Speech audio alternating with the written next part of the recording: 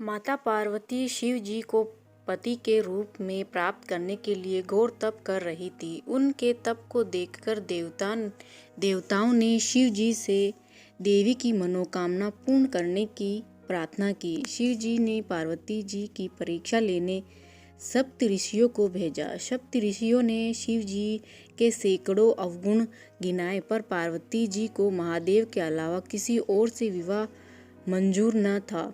विवाह से पहले सभी वर अपनी भावी पत्नी को लेकर आश्वस्त होना चाहते थे, इसलिए शिव जी ने स्वयं भी पार्वती जी की परीक्षा लेने की ठानी। भगवान शंकर प्रकट हुए और पार्वती को वरदान दिया।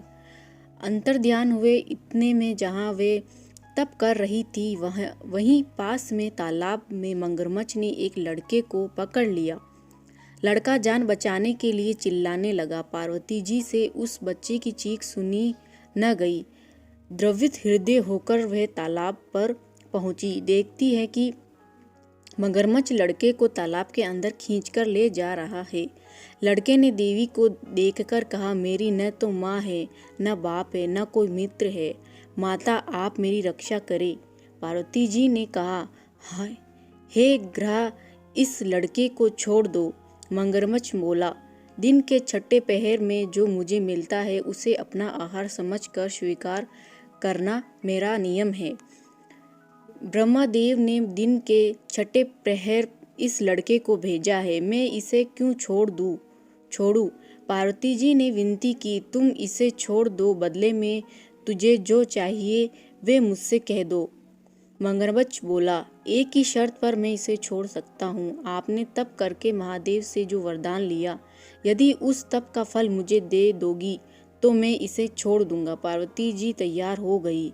उन्होंने कहा, मैं अपने तप का फल तुम्हें देने को तैयार हूँ, लेकिन तुम इस बालक को छोड़ दो।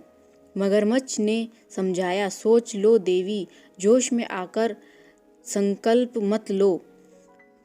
मत करो। हजारों वर्षों तक जैसा तप किया है वे देवताओं के लिए भी संभव नहीं। उसका सारा फल इस बालक के प्राणों के बदले चला जाएगा। पार्वती जी ने कहा, मेरा निश्चय पक्का है, मैं तुम्हें अपने तप का फल देती हूँ, तुम इसका जीवन दे दो। मगरमच्छ ने पार्वती जी से तप दान करने का संकल्प करवाया। तप का दान होते ही मगरमच्छ का देह तेज से चमकने लगा। मगर बोला, हे पार्वती, देखो, तप के प्रभाव से मैं तेजस्वी बन गया हूँ। तुमने जीवन भर की पूंजी एक बच्चे के लिए व्यर्थ कर दी।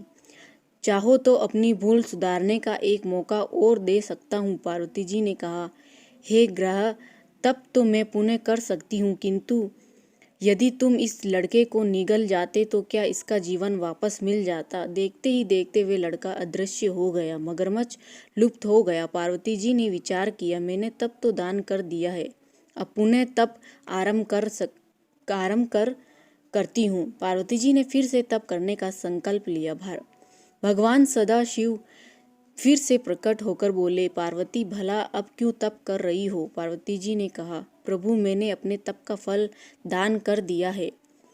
आपको प्रतिरूप में पाने का संकल्प के लिए मैं फिर से वैसा ही घोर तप कर आपको प्रसन्न करूंगी। महादेव बोले, मगरमच्छ और लड़के दोनों रूपों में मैं ही था। तुम्हारा चित्त प्राणी मात्र में अपने सुख दुख का अनुभव करता है या नहीं, इसकी परीक्षा लेने में मैंने ये लीला रची। अनेक रूपों में दिखने वाला मैं एक ही हूँ। मैंने अनेक शरीर से अलग निर्विकार हूँ। तुमने अपना तप मुझे ही दिया है, इसलिए अब और तप करने की जरूरत नहीं है। देवी ने महादेव को प्रणाम कर प्रसन्न मन से विदा किया। दोस्तों, ये कहानी कैसी लगी कमेंट करके ज़रूर बताना, और वीडियो को लाइक, शेयर और चैनल को ज़रूर सब्सक्राइब करना। Thanks for watching.